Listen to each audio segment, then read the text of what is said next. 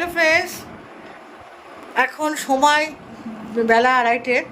আর আড়াইটে থেকে আমি আমার ব্লগটা শুরু করলাম, কারণ হচ্ছে সকাল থেকে আমি খুব ব্যস্ততার মধ্যে দিয়ে দিন কাটাই। এখন যেহেতু দাদা বাড়িতে থাকে, ওই জন্যে আমাকে দোকানটা সামলাতে হয়। আমি সকাল সকাল উঠে স্নান টান করে বিছানাপত্র তুলে সব কিছু কাজকর্ম যেটুকু পারি করে সংসারের এদিকটা ঠেকিয়ে আমি চলে যাই দোকানে।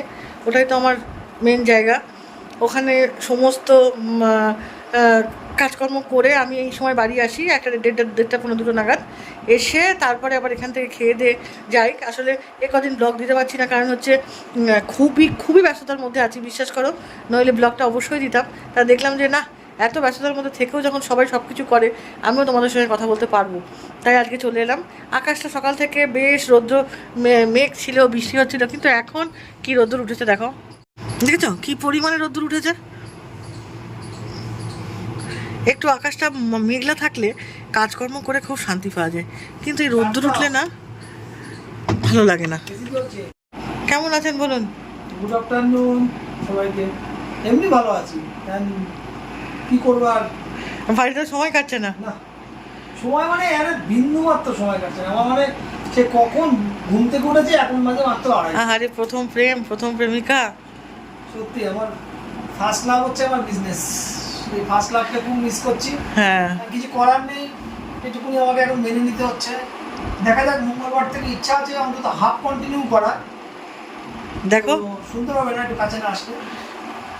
মঙ্গলবার থেকে ইচ্ছা আছে একটু হাফ কন্টিনিউ করার। এখন এই কদিন আপনাদের দিদিভাই ঠেকাচ্ছে সব কিছু, ওই জন্যই আপনাদের সামনে ব্লগটা ঠিকমতো আনতে পারছি না। তাই বললাম যে একটু করো, কারণ নাহলে তো তুমি সবার মন থেকে হারিয়ে যাবে না পেয়ে। তাই আজকে একটু শুরু করলো, দেখতে থাকো। যাও খাবার নিয়ে এসো, হ্যাঁ খেয়ে নিই। ঠিক আছে, যাই হোক অনেক বেলা হলো, তাহলে আমি একটু খাবার টাবারগুলো নিয়ে আসি। আমাকে আবার দোকানে চলে যেতে হবে 4টের মধ্যে। একটু খেয়ে নিয়ে একটু বিশ্রাম নিয়ে তবে যাবো। তাই জন্য খাবারটা দুপুরে লাঞ্চটা সেরে নিই। হ্যাঁ, আজকে আবার বিকেলবেলা নেমন্তন্ন আছে, দুটো নেমন্তন্ন। জানেন, আমার ভাইয়ের মেয়েটা জন্মদিন, ওখানেও যেতে হতো। আবার এদিকে সঞ্জুর এক মহাজনের মেয়েরও এনগেজমেন্ট, সেখানেও যেতে হবে। তা দু জায়গায় যাওয়া আমার পক্ষে সম্ভব না, এক জায়গায় অ্যাটেন্ড করার ইচ্ছা আছে। তা এখানে মেয়ে গেছে দুপুরবেলা মেয়ে গেছে মামার বাড়িতে। ওর মামা, তুই যা বাবা, বোনের জন্মদিন। তা ও চলে গেল দুপুরবেলা, আমি আর গেলাম না। ওইখানে একটা জায়গায় আছে, তো সেখানে অ্যাটেন্ড করবো। তাই চলো ভাত টাতগুলো খেয়ে নিই, লাঞ্চটা করে নিই, সেরে নিয়ে তারপরে আবার তোমাদের সামনে আসবো। উফ, আজকে রান্না করেছি ছানার ডালনা, বড়ার তরকারি আর ভাত। আর এখানে একজন দিয়ে গেছে, একটু ঘ্যাট করবো দাদার জন্য, দাদা খাবে, কারণ এতটা ঝাল আমি খেতে পারবো না। ব্যাস, খুব সুন্দর খাবার, নিরামিষ। আমাকে এই থালায় দিও না তো। দেবো না? না না, আমাকে ছোটো থালা, আমি ভারী তো নিয়ে বসে খেতে পারবো না, হালকা থালায় দাও। তুমি যদি খাও তো নাও, না, আমি প্লাস্টিকের থালায় দাও, নাহলে স্টিলের থালায় দাও। আর ওই মাঝারি থালাটায় দিয়ে দাও আমাকে। হ্যাঁ, ওটাই দিয়ে দাও। ঠিক আছে। আর কি জল টল লাগবে? জলটা নিয়ে যাও তুমি, আমি খাবারটা নিয়ে যাচ্ছি। সব নিয়ে যেতে পারো সব? হুম তাহলে জল নিয়ে যাবো? হুম ঠিক আছে, তুমি আসো। হ্যাঁ, তুমি যাও, আমি যাচ্ছি। ফ্রিজ থেকে জলের বোতলটা বার করে নিই। তোমার দই বার করবো নাকি? আচ্ছা, দইটা বার করে টেবিলের উপর রাখলাম। এই যে দই।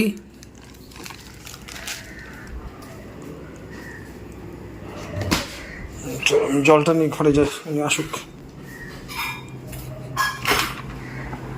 তোমার টুল কিন্তু ওই বাথরুমে রয়েছে, ওই বসার টুলটা বাথরুমে।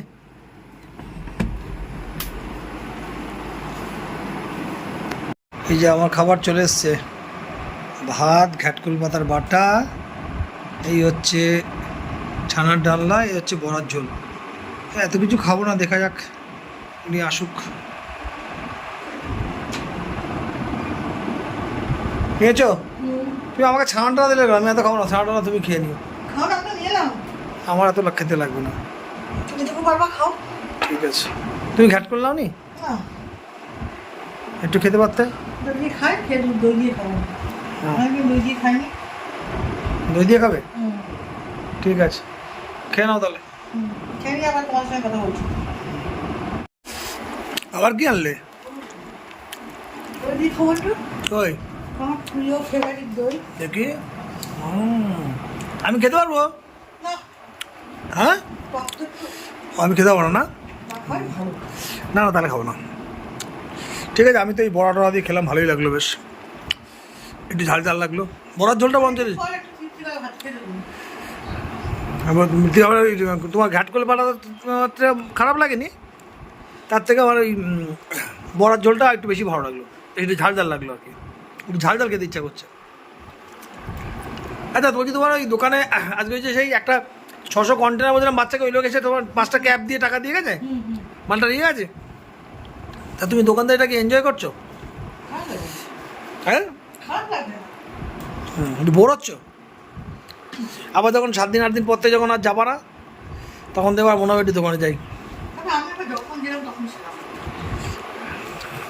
এখন যখন এনজয় করছি ভালো লাগছে। না, আমি আবার যখন গিয়ে পুরোপুরি পড়বো তখন আবার অনেকে বলবে কই বৌদি কি আর আসবে না?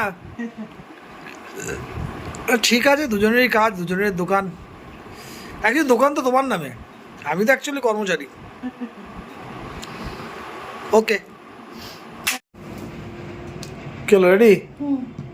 রেডি, যাচ্ছি। ওই যে একটা নেমন্তন্ন ছিল বললাম, তাও বাবা তো যেতে পারবে না এখন, যেহেতু মহাজন সেহেতু যেতেই হবে আমাদের, একটু একটু ঘুরে আসি। আর মনে কই মনে রেডি হচ্ছে, তাই খবর দেখছি কি পরিস্থিতি, ছেলে মেয়েদের একটু পড়াশোনা শিখিয়ে যে পাঠাবো, পড়াশোনা শেখাবো, এত বড় করলো মা, শেষ পেশ কি হলো, তাই চিন্তা হয়। যাই হোক, এসব চিন্তা করার এখন লাভ নেই। যেখানে যাচ্ছ আনন্দ করতে হ্যাঁ, যাও। ঘুরে আসি। আর ভেবেছিলাম একটুখানি রেডি হয়ে ভালো করে সুন্দর করে সেরে ঘুরে যাবো, কিন্তু দোকান থেকে এসে আর ইচ্ছা করে না। গিফট কোথায়? জিপটা চুরি করে আছে। নিয়েছো? হ্যাঁ, বলো না। নিয়েছি। টাটা, আসি, আবার ওখানে গিয়ে আবার আপনার সঙ্গে কথা বলছি। যাও, দেরি করো না। আর হচ্ছে কি বলে, গিয়ে দেখা করে বসে তাড়াতাড়ি চলে এসো, 10টার মধ্যে বাড়ি ঢুকে যাও। 9টা বাজে, যেতে যেতে 9টা। তাড়াতাড়ি আসবো। হ্যাঁ, যাই, আবার আসি, এসে আবার তাদের খেতে খেতে দেবো। ঠিক আছে। আমাকে তো আবার ড্রেসিং করতে আসবে। হ্যাঁ হ্যাঁ, ওকে, ঠিক আছে। আমি বেরিয়ে তারপরে আবার তোমার সঙ্গে কথা বলবো। চল, দেরি করিস না। কি হচ্ছে এখন আবার? এত ছোট বাবা, বড় করে নিলে একটু দেখা যায়। রেডি হচ্ছে সব। হ্যাঁ, এটা হয়ে গেছে। কোনো একটা চুড়িদার। রাখি। ঠিক আছে, ছুটি খেতে দিয়ে গেলে খেতে পেয়ে যাবে তো। ওটাই বলছিলাম যে একটু দিয়ে দিলেই ভালো হতো। কোনো একটা time নেই। এখন আর হবে না, টোটো চলে এসছে, এখন আর হবে না। ঠিক আছে, যাও। হ্যাঁ,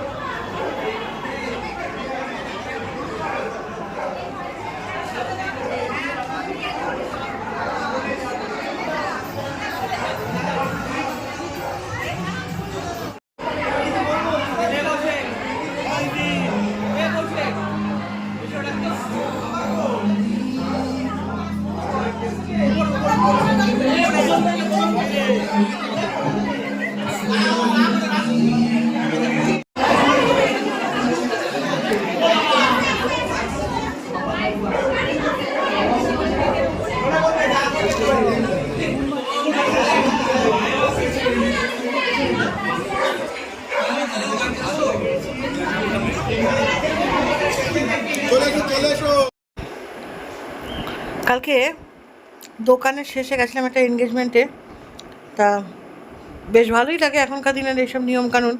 আমাদের সময় তো এত কিছু ছিল না, এত কিছু থাকলেও আমরা এত কিছু করিনি। তা এখন বেশ এই সমস্ত হয়, একটা দিন বাড়ানো আর কি, এই আর কি, বিয়ের আগে বেশ ভালোই লাগে এনগেজমেন্ট।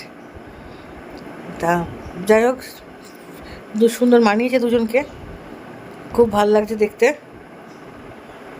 অনুষ্ঠানটাও খুব সুন্দর হয়েছে। তা ঠিক টাইমেই গেছিলাম আমরা, যখনই অনুষ্ঠানটা শুরু হচ্ছে, তা কিছুটা দেখে তারপরে আমরা গেছিলাম ডিনার করতে। তা বেশ অনেক চেনাশোনা মানুষও ওখানে ছিল, যাদের সঙ্গে কথা বললাম। একটা অনুষ্ঠানে না গেলে কারোর সঙ্গে দেখা না হলে ভালো লাগে না। এবার প্রথম প্রথম যেতে ইচ্ছা করছিল না ঠিকই, কিন্তু পরে গেছিলাম, তা গিয়েও বেশ ভালোই লাগলো। অনেক মানুষের সঙ্গে দেখা হলো, সবাই তো পরিচিত আর কি, এখানকার মধ্যে রানাঘাটের মধ্যেই রানাঘাট, সবাই পরিচিত এই আর কি। ফুলের তোড়াটাও খুব সুন্দর দেখতে ছিল, খুব সুন্দর প্যাকিংও হয়েছিল, বেশ ভালো লাগছে ফুলের তোড়াটা। শুধু গোলাপ দিয়ে আর একটা সাদা ফুল দিয়ে করে রেখেছে, খুব খুব ভালো লাগছে, সুন্দর লাগছে। আর সামনে বেশ অনেক কিছু দিয়েছে, দিয়ে সাজিয়েছে, ওদের একটা ছবিও দিয়েছে।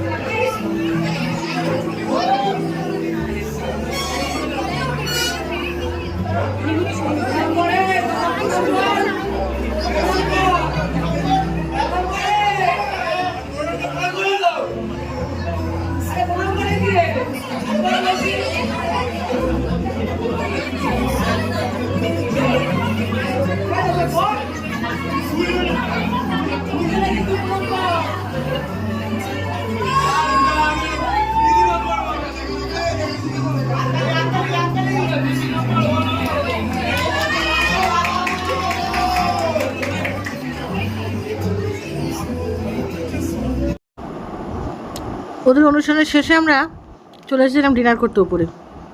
জায়গাটা খুব সুন্দর, বেশ বড় সড়ো। এই লজটাতে আগে কোনো দিন যাইনি, আজকে প্রথম গেলাম। বেশ বড় সড়ো লজটা খুব সুন্দর করেছে।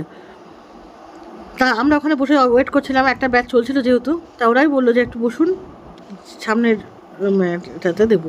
হ্যাঁ হ্যাঁ ঠিক আছে, কোনো অসুবিধা নেই। তাই জন্য আমরা ওখানে বসে ওয়েট করছিলাম, মার মেয়ে।